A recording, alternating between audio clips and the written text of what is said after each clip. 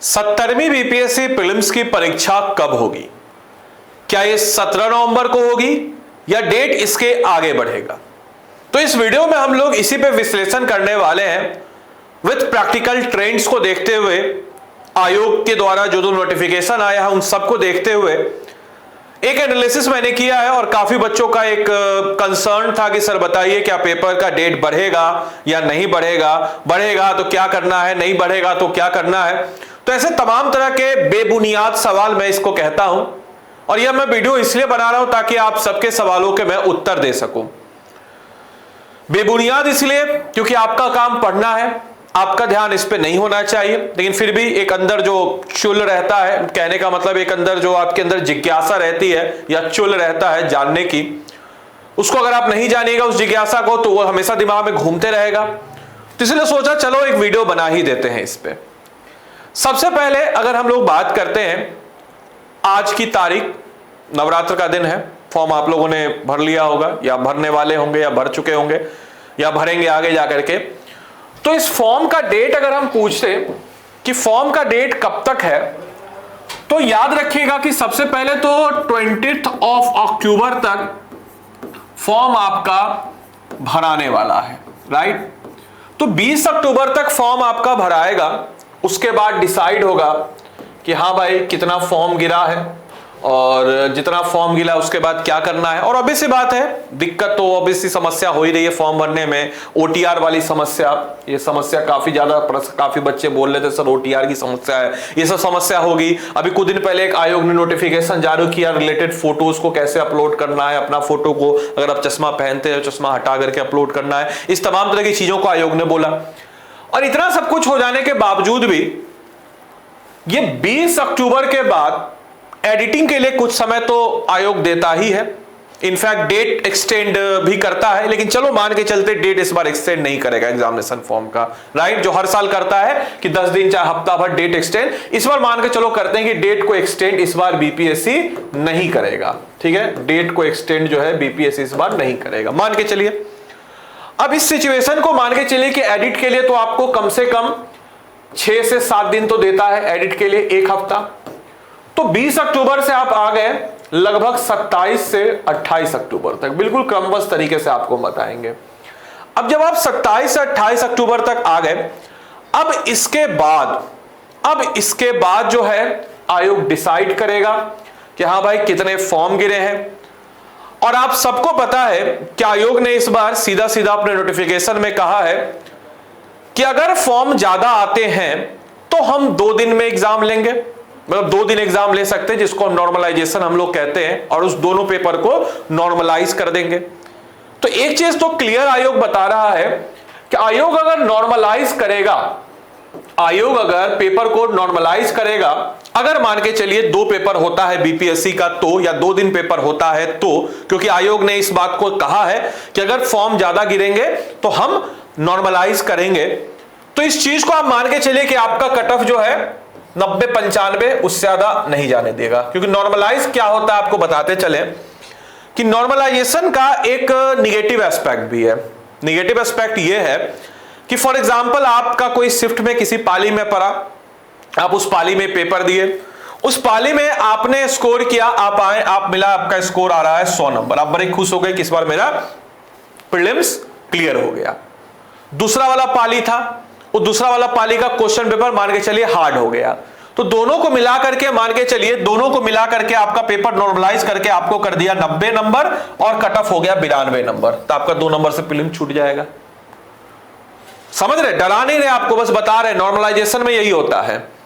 तो नॉर्मलाइजेशन है तो आपको एक चीज का ख्याल रखना है हमेशा कि जब नॉर्मलाइजेशन है तो नॉर्मलाइजेशन मतलब कि जो भी आप टारगेट कर रहे हो अपनी कैटेगरी के अनुसार, जैसे फॉर एग्जांपल अगर आप जनरल कैटेगरी के हैं, सामान्य वर्ग के हैं, तो आपको ये नंबर टारगेट करना चाहिए कि हाँ भाई 100 नंबर मुझे ले आना है एक सेफ साइड के लिए, तो आप इसमें प्लस 5 से 6 नंबर जोड़ दें। क्योंकि अगर नॉर्मलाइजेशन होगा तो आपको टारगेट करना है 105 106 तक, राइट। इतना अगर आप टारगेट कीजिएगा फॉर अ सेफर साइड, आप ज्यादा सेफ रहेंगे। क्योंकि नॉर्मलाइजेशन क्या होता है मैंने बता दिया। अब आइए वापस हम अपने मुख्य टॉपिक की तरफ आते हैं कि सर डेट बढ़ेगा या नहीं बढ़ेगा। अरे भाई बढ़ेगा या नहीं बढ़ेगा उससे आपको क्या लेना देना। आयोग अगर ठान लिया कि भैया हम ले लेंगे परीक्षा और फॉर्म ज्यादा गिरा, क्योंकि इस बार फॉर्म लगभग अनुमान है कि 10 लाख के आसपास फॉर्म गिर जाए, हालांकि ज्यादा है लेकिन फिर भी मान के चलिए इतना गिर जाए, तो 2 शिफ्ट में परीक्षा होगी। अब 2 शिफ्ट में परीक्षा होगी तो हो सकता है 17 के बजाय 27 नवंबर हो जाए। तो 10 दिन में आप क्या ऐसा उखाड़ लीजिएगा जो आप पिछले आने वाले जो आपका भी मोटा मोटी 40 दिन है इसमें आप नहीं कर सकते हैं, या 10 दिन जुड़ जाएगा तो ऐसा क्या आप कर लीजिएगा। तो भाई थोड़ा प्रैक्टिकल बनो यार, प्रैक्टिकल बनिए थोड़ा सा। अब जैसे 69th के बीपीएससी के ट्रेंड को अगर हम देखते हैं तो 69th बीपीएससी का जो ट्रेंड था इसमें 150 क्वेश्चन में से बच्चा लगभग मान के चलिए 90 क्वेश्चन ऐसे थे जो कि फैक्चुअल क्वेश्चन थे, और 60 क्वेश्चन ऐसे थे जो स्टेटमेंट बेस्ड क्वेश्चन थे, जिसको हम कहते हैं हार्ड क्वेश्चन। और इस 90 फैक्चुअल क्वेश्चन को भी 3 कैटेगरी में बांटा गया। इसमें भी मोटा मोटी मान के चलिए कि 40 इजी क्वेश्चन, 40 मॉडरेट क्वेश्चन थे, और 10 जो थे इस फैक्ट्स में भी हार्ड क्वेश्चन थे। तो मोटा मोटी आप लोग को अपनी तैयारी कुछ इस प्रकार से करनी है कि आने वाले वक्त में ये स्टेटमेंट बेस्ड क्वेश्चन और ये सारे के सारे जो क्वेश्चन एक्चुअली ज्यादा मुश्किल होते नहीं है, सिर्फ आपके समक्ष अच्छे फैक्ट्स होने चाहिए। मैं आपको रिकमेंड करूंगा कि एग्जाम से पहले कम से कम आप किसी भी मतलब मोटा मोटी समझिए कि प्रैक्टिस से 8 से 10,000 एमसीक्यू, इतना तो आप नहीं कर सकते हैं, लेकिन एक क्वेश्चन के मार्फत आप 4-5 ऑप्शंस को कनेक्ट करके लगभग 8 से 10,000 फैक्ट्स आपके पास होने चाहिए सारे सब्जेक्टों को मिला करके, तब आप इस एग्जाम को क्लियर कर पाएंगे। और सबसे बड़ी चीज आपको बताते चले ना, मौका बहुत बड़ा है यार, इस चीज को तो मानिएगा, इस चीज से कोई बच्चा डिसएग्री नहीं करेगा, मौका बहुत बड़ा है। अगर आप मेंस में इस बार बैठ गए ना तो भाई समझ रहे हैं लगभग 20,000 कॉपी मेंस की होगी। 1954 सीट है तो 1954 सीट है तो 19,054, 19,540 मेंस की कॉपी होगी। अब 19,540 मेंस की कॉपी चेक करना, अब उसमें आपकी किस्मत, कहते हैं ना कि जब अल्लाह मेहरबान तो गधा पहलवान, तो किस्मत, वहां पे अगर आप मेंस पे बैठ गए ना, किस्मत आपकी मेहरबान हुई ना, इंटरव्यू का कॉल किसका आ जाएगा किसको आ जाएगा किसी का कुछ नहीं पता। अगर आपने लिखा है मेंस की तैयारी जम के कर दी, आपका इंटरव्यू का कॉल आ जाएगा और सिलेक्शन हो जाएगा, आपके भाग्य में लिखा होगा अधिकारी बनना, आप बन जाइएगा। लेकिन ये प्रीलिम्स है, यहां पे आपको या तो आप सही होइएगा नहीं तो गलत होइएगा। तो यहां के निकालने के लिए मैं आपको बताऊंगा इतने फैक्ट्स आपके समक्ष होने ही चाहिए, और आपको मान के चलिए कि परीक्षा आपकी 17 नवंबर को ही रही, इसी चीज को सोच करके पढ़िए। और जो बचा हुआ वक्त है, अभी दुर्गा पूजा आएगा, दिवाली आएगा, भाई दूज आएगा, हमारे मतलब समझिए कि बिहार का महापर्व छठ पूजा आएगा। तो इस छठ पूजा के दौरान ठीक है आसपास माहौल थोड़ा बढ़िया होता है, त्योहार का माहौल होता है, तो हम भी थोड़ा भ्रमित हो जाते हैं, लेकिन थोड़ा सा इस बार संभाल लीजिए यार।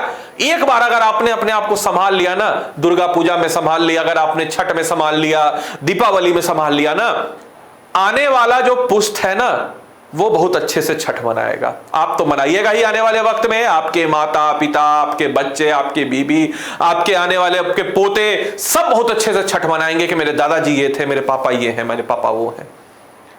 तो भाई पढ़ लीजिए इस बार, ठीक है, और इस सब चीज पे ध्यान मत दीजिए परीक्षा कब होगा, डेट बढ़ेगा कि नहीं बढ़ेगा, कैसे होगा। अरे भाई कभी भी होगा ना, ज्यादा बढ़ेगा 10 दिन, और नॉर्मलाइजेशन है भाई।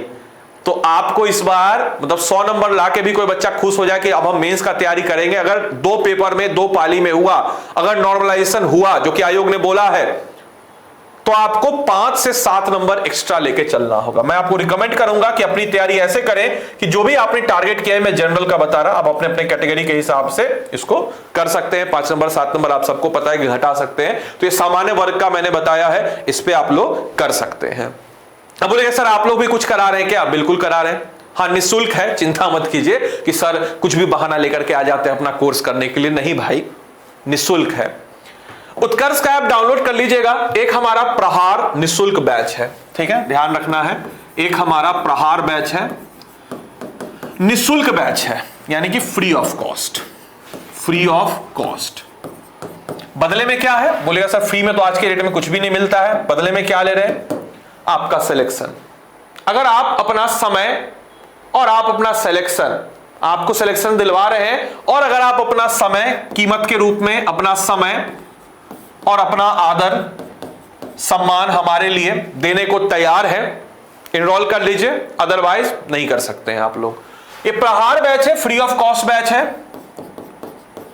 उत्कर्ष के एप्लीकेशन को डाउनलोड कर लेना है, वहां पे अपना सारा चीज डिटेल फिल करके बिहार के सेक्शन में जाना है, बिहार पीएससी के सेक्शन में जाना है, इसमें प्रहार नाम से बैच होगा, इस बैच को इनरोल कर लेना है। मैं इस बैच में बिहार स्पेशल, वर्ल्ड ज्योग्राफी कराऊंगा, बाकी हमारी पूरी टीम से आप भली भांति परिचित है, वह कराएंगी। डीपीपी सारी चीजें जो है, previous year question, booklet, strong और अच्छा क्वेश्चन सब जो है आपको हम इसमें करा देंगे। और एग्जाम से पहले जहां मौका मिले वहां पे इस टाइप का कर लीजिए भाई, 8 से 10,000 फैक्ट्स आपको इकट्ठा करना है अभी से, इस चीज को मान के चलिए, ठीक है। और एक और चीज को ध्यान रखना है कि 4 सब्जेक्ट पे आपको विशेष थोड़ा ध्यान देना है। आप सबको पता है Bihar special, history, general science और साथ ही साथ करंट अफेयर्स, इन 4 सब्जेक्ट्स पे विशेष ध्यान देना है। और ज्यादा ये सब चीज दिमाग में सोचना नहीं है कि सर 17 तारीख को पेपर होगा या उसके बाद पेपर होगा, क्या पेपर होगा, ये सब चीज नहीं सोचना है। तो मिलते हैं वापस से एक और वीडियो के साथ, तब तक के लिए सारे के सारे लोगों को bye bye, take care, thank you and thanks for watching this session, thank you.